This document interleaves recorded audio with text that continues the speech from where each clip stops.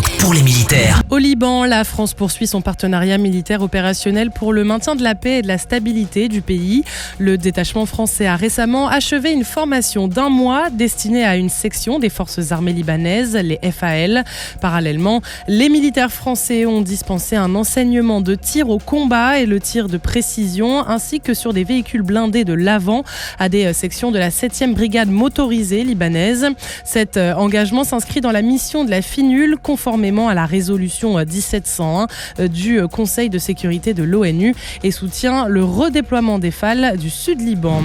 En Irak, les forces françaises poursuivent leur engagement au sein de la coalition internationale contre les groupes armés terroristes. Cette semaine, la contribution française s'est traduite par 16 sorties opérationnelles des Rafales depuis la base aérienne projetée au Levant, renforçant la lutte contre les menaces dans la région. Dans le golfe de Guinée, le groupement tactique embarqué du porte-hélicoptère amphibie a mené des activités de coopération avec Sao Tomé et Principe.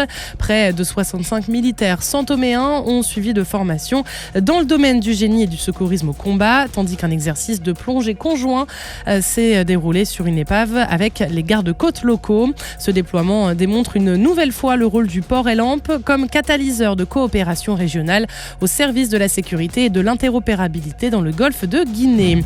Au Gabon, le détachement de liaison interarmée a conduit cette semaine une formation pour 70 parachutistes des forces armées gabonaises.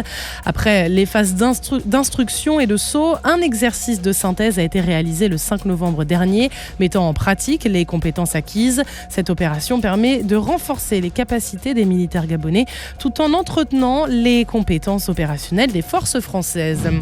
Direction maintenant la Nouvelle-Calédonie, où la base aérienne 186 a conduit cette semaine l'exercice interallié Manu 25, préparatoire à la période cyclonique.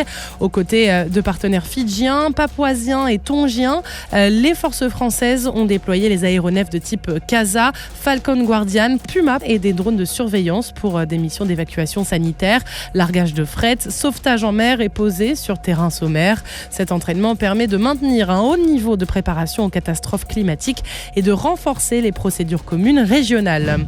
Direction maintenant le large du Japon, où une frégate des forces armées en Polynésie française poursuit la mission Imontura. Depuis le 24 octobre, la frégate, appuyée par un Falcon 50, participe à la mission ECC pour Enforcement Coordination Cell, afin de surveiller les activités illicites susceptibles d'alimenter le programme nucléaire nord-coréen, conformément aux résolutions du Conseil de sécurité de l'ONU.